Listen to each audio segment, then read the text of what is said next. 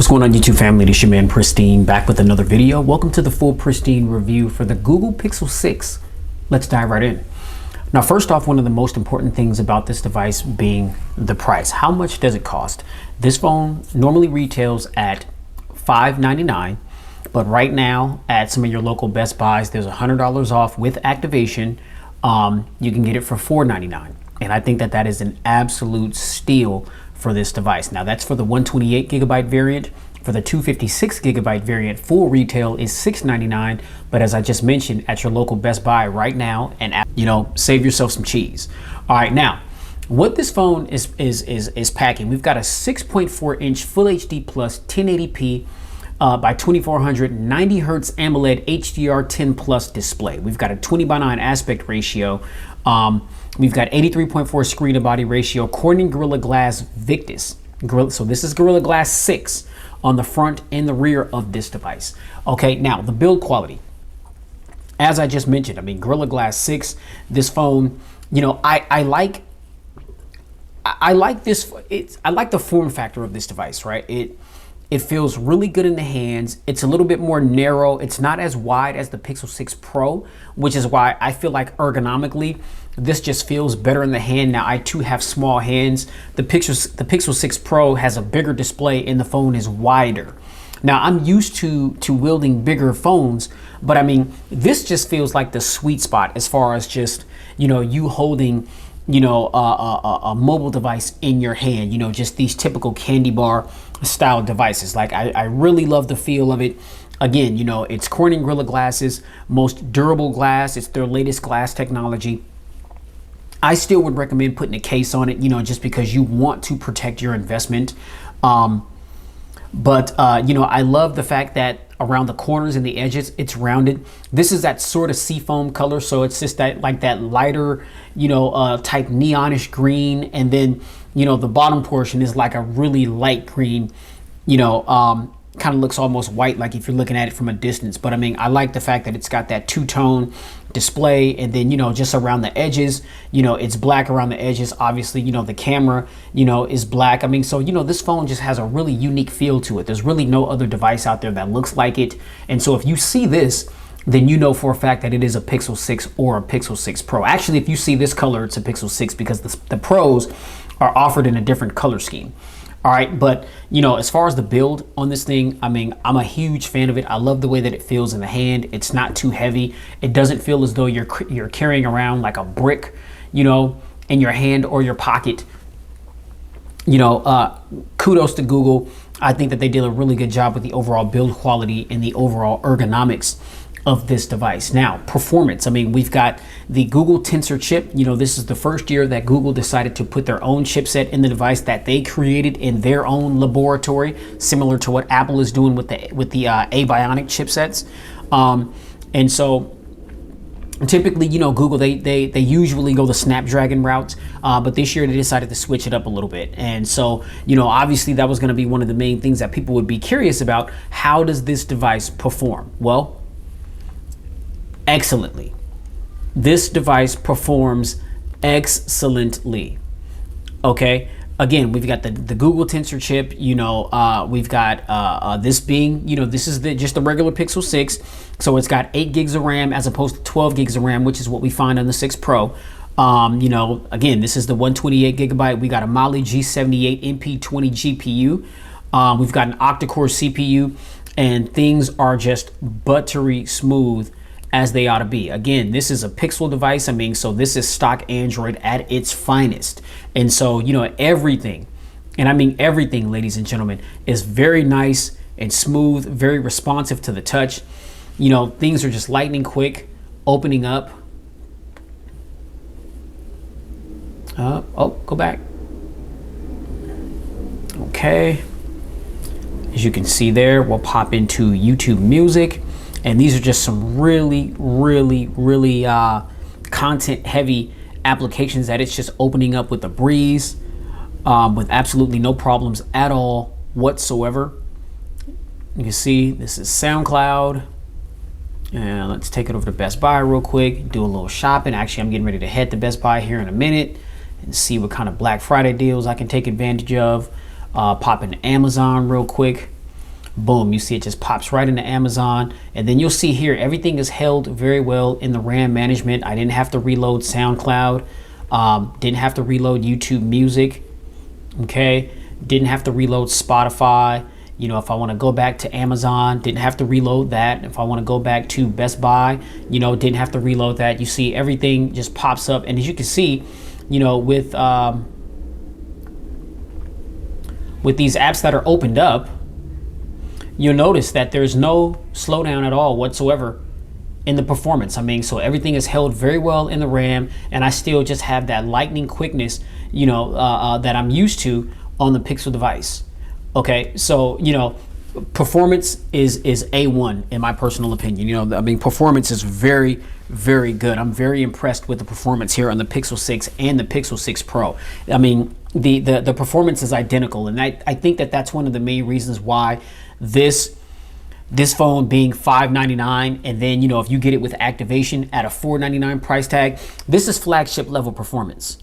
And obviously, you know, the Pixel 6 Pro is a flagship, right? You know, we know that, you know, the last few years, you know, Google, you know, they've taken they've taken a little bit of time off with well, the last couple years at least, because the last flagship that they made was the Pixel 6, I'm sorry, the Pixel 4 and the Pixel 4 XL. Okay. But then you had the Pixel 4a, the Pixel 5, the Pixel 5a.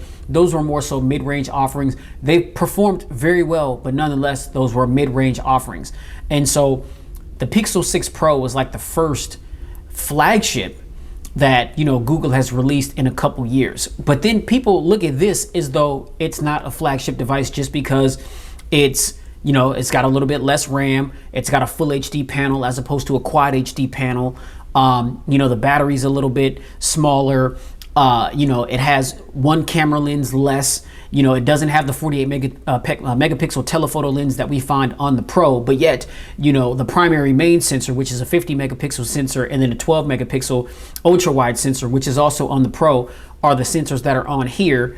I mean, how is this not a flagship? It's like you're basically getting a flagship device at a $4 or $599 price tag, you know, given the way that this thing performs and everything that it's housing. I mean, so that's what I'm saying. This is a killer deal for those prices. Now, speaking of cameras, on the front here, rather than the 11.1 megapixel sensor that we find on the Google 6 Pro, we have an 8 megapixel sensor. Now, is that going to be a dramatic difference? Does that mean that selfie quality is not as good as it is on the Pixel 6 Pro? Absolutely not. You should know at this frame of the game that this is a Pixel device, which means that cameras are not going to be an issue, whether it's an 8 megapixel selfie camera or an 11.1 megapixel selfie camera. Google Pixel devices do not disappoint in the camera department. So don't be sidetracked by the fact that this has an 8 megapixel selfie snapper as opposed to the 11.1 that's on the Pro. The Pro model is supposed to have a little bit more. Why? Because it's called the Pro. So, you know, they got to put a little bit more into it when you're talking about the Pro devices versus, you know, some of the other devices that are out there that may be beneath the Pro.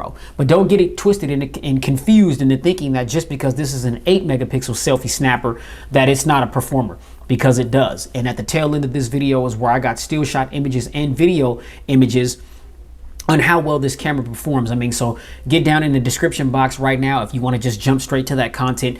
Click on the timestamp that says camera and it'll take you right there. If not, then man, you know, let me bend your ear a little bit more about, you know, why I think that this is a really good device, and then you can go ahead and check out that content. All right, now, as I mentioned, on the rear of the device,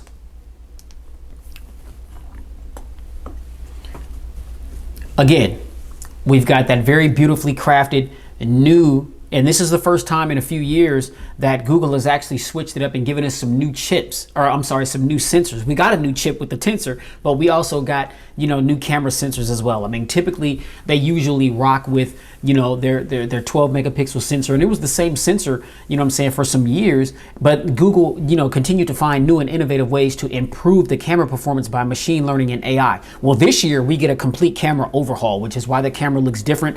As I mentioned, our main primary sensor is a 50 megapixel 25 millimeter wide lens featuring PDAF, dual pixel laser autofocus, optical image stabilization, and then we've got a 12 megapixel 114 degree ultra wide sensor. Okay, now, like I said, I mean, with the Pro has that 48 megapixel telephoto lens. We don't have that telephoto lens here on the Pixel 6. Now, should that be a determining factor? In my mind, absolutely not, because the primary sensor and that ultra wide sensor probably for the average consumer is going to be the main sensors that people are going to use anyway, along with that selfie camera. I mean, so, you know, unless you're going to be doing pro type stuff, photography with the camera, then I would recommend, okay, well, you may want to jump up, you know, to the Pixel 6 Pro, because you're getting a little bit more in the camera department. But I mean, but these cameras here, oh, they definitely suffice. They definitely suffice. I mean, the cameras here, the selfie camera and these cameras here on the Pixel 6 are better than a lot of other flagships out there that cost way more money than this device. So be mindful of that. Don't get it confused and twisted into thinking that just because this isn't the Pro variant of the Pixel 6 that it's not good, because this phone is great and it is a great value. I don't really feel as though there's any other Android device that you can get right now that's a better value than the Pixel 6 and the Pixel 6 Pro. Now the Pro, that's going to cost you a little bit more, because again, it's the Pro model, but even then it's still undercutting the price of a lot of its competition. So it's still in its own right a really good deal. Okay, now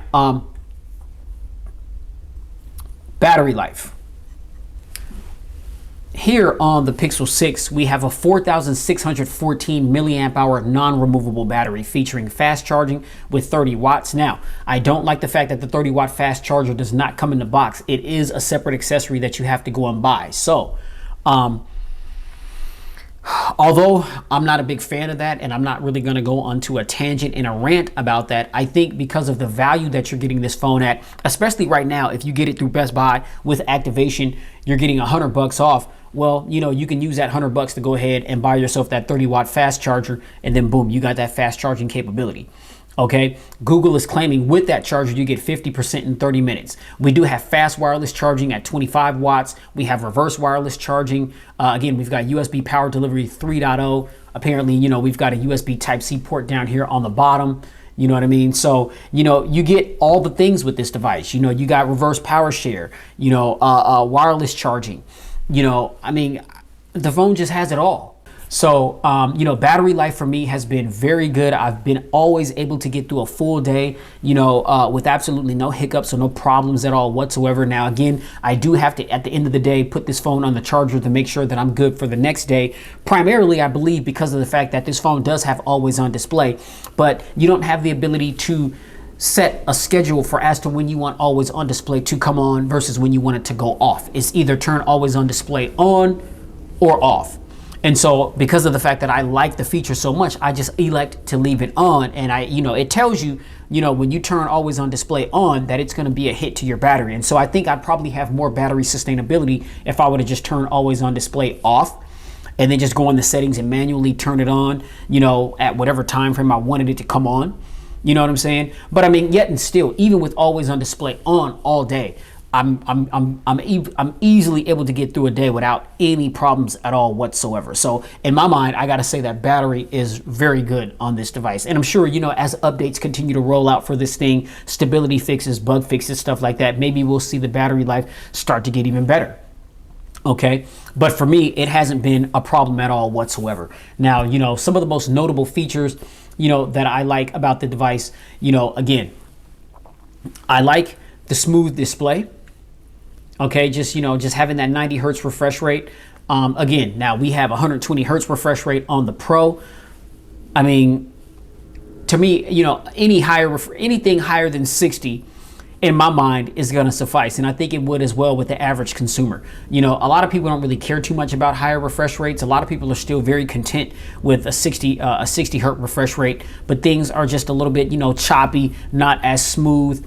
Me, I'm very meticulous, and so it's like, okay, if you bless me with that feature, then going back sometimes, looking at how some devices look at 60 hertz refresh rate, it's just like, you know, give me 90, give me 120, give me 144 any day, right?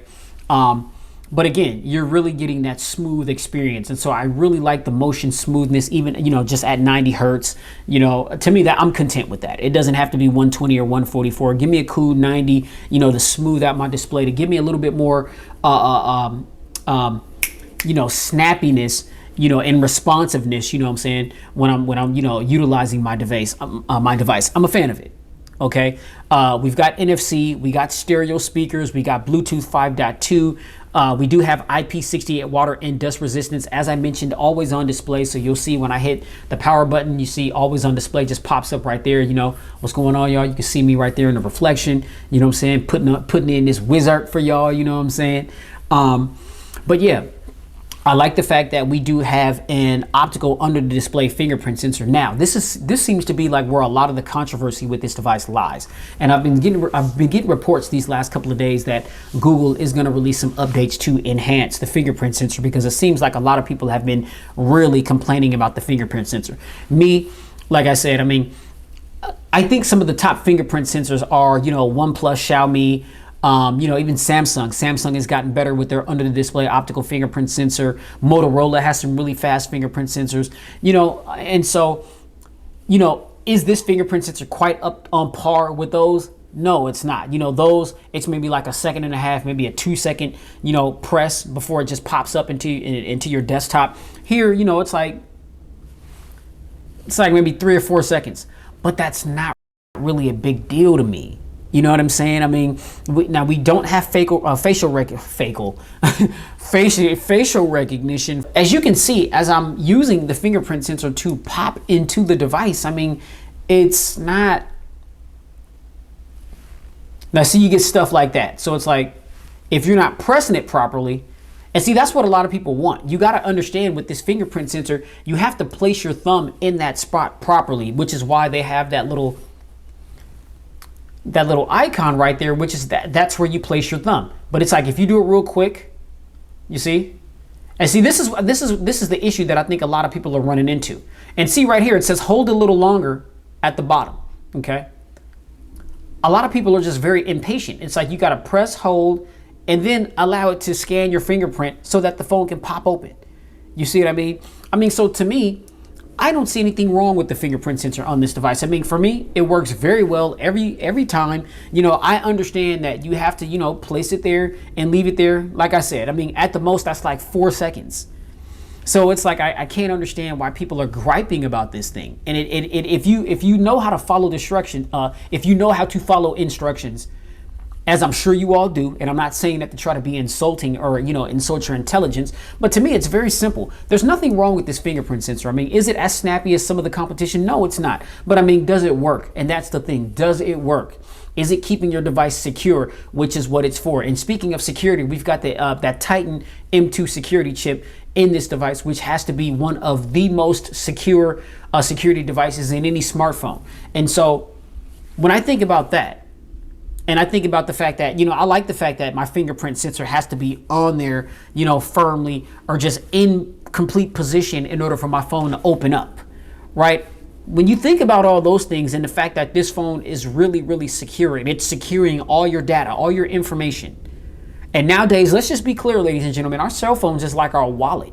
You know what I'm saying? We have mobile pay. We got our banking information all on our devices. We've got passports and stuff all in our devices. We got all kind of, you know, our bank stuff, all kind of stuff. You know, our ID cards, everything is in our phones nowadays. I mean, so you want that to be secure. I mean, so, you know, if the fingerprint sensor is going to take 4 seconds as opposed to a second and a half or 2 seconds, who cares? You know, as long as it works and as long as it's secure, right? So that's where I sit with this thing.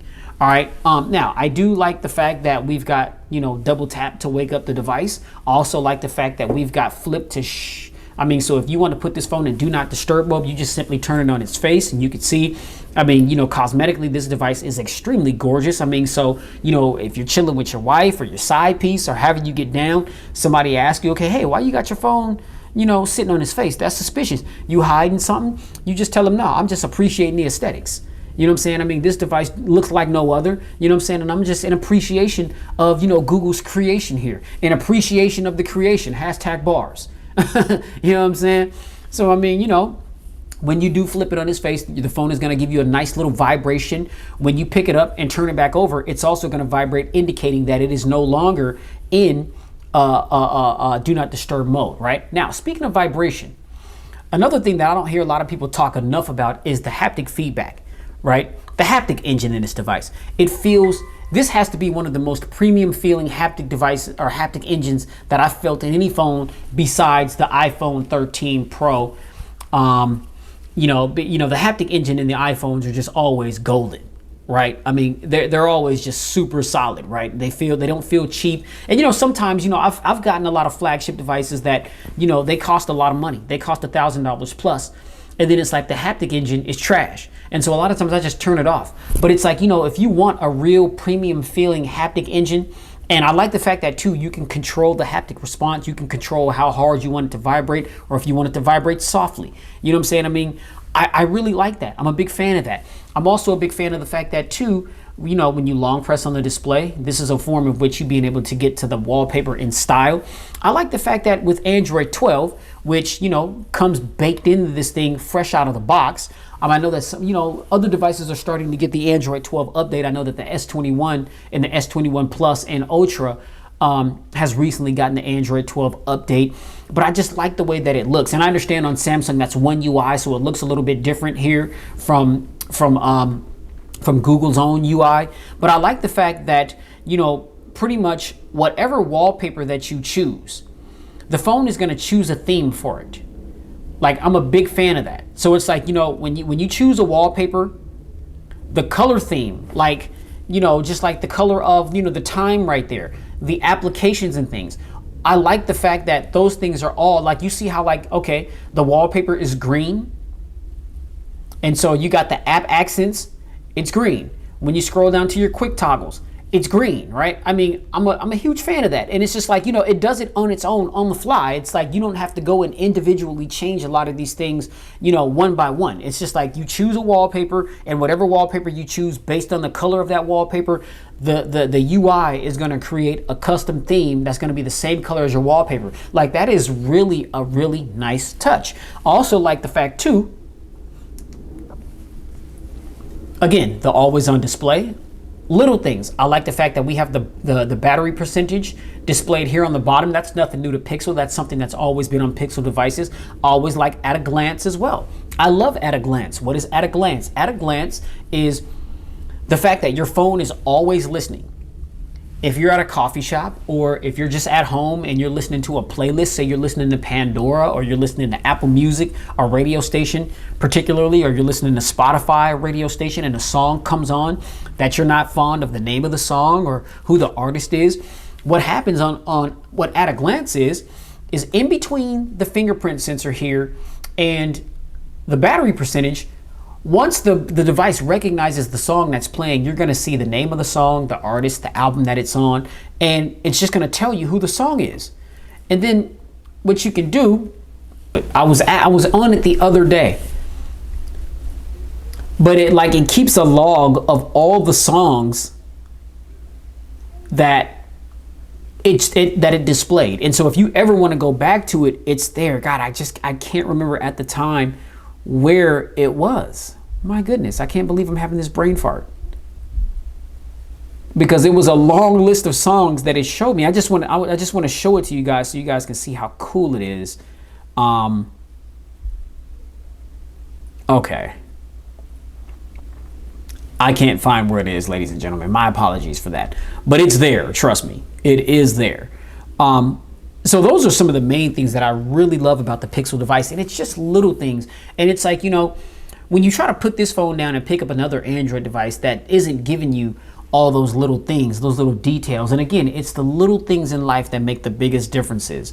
And so just little stuff like that, it's like when you have another device and those things aren't present, it really makes you want to go and pick the Pixel back up, pop your SIM card back in it, and continue to use it. Android 12 has been flawless.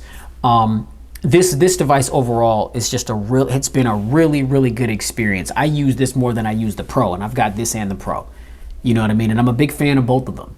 But I mean, I think for me, the smaller form factor, really just ergonomics is really what it comes down to between this and the Pro for me. The performance is the same. They got the same internals. Like I said, this has 8 gigs of RAM. The Pro has 12 gigs of RAM. I don't need 12 gigs of RAM. I am totally content with my 8 gigs of RAM here in the Pixel 6, and I'm good to go. So if you guys are in the market for a new smartphone and you're looking for an Android device, then the Pixel 6 and the Pixel 6 Pro definitely are the way to go. Okay, they definitely are the way to go. You're not going to get a better Android experience because this is stock Android at its purest form. You got Android 12, you got all the new bells and whistles that come along with Android 12 versus all the bells and whistles that come along with the Pixel devices. You're getting excellent cameras, you're getting excellent camera quality, excellent performance, you know, battery life. You're going to have that battery sustainability that you're going to need to get you through the day. You know, as you continue to use the device continues to get smarter and knows more how you use the device to make it more convenient for you. I mean, this is just a very good all-around device. And so I got to give a big salute to Google. They really came through with the Pixel 6 and the Pixel 6 Pro, and it really is living up to a lot of the hype that is surrounding both of these devices. All right, so with that said, ladies and gentlemen, that's where I'm gonna end this thing. If you like this video, please, you already know, hit that thumbs up button. Be sure to like, share, and subscribe to expose yourself to tons of videos that I've done like this one. If you're in the market for a new smartphone, check out my whole catalog. I've got tons of things there for you to view.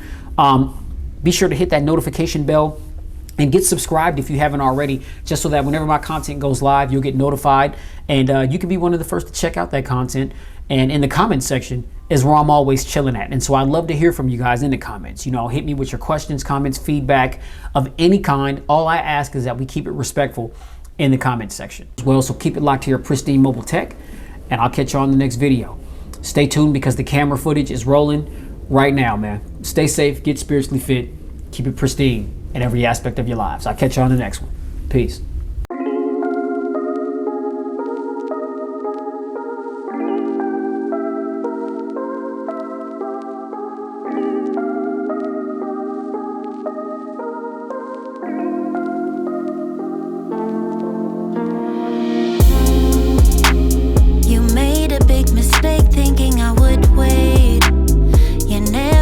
The time and now it's too late. I hate to feel ignored.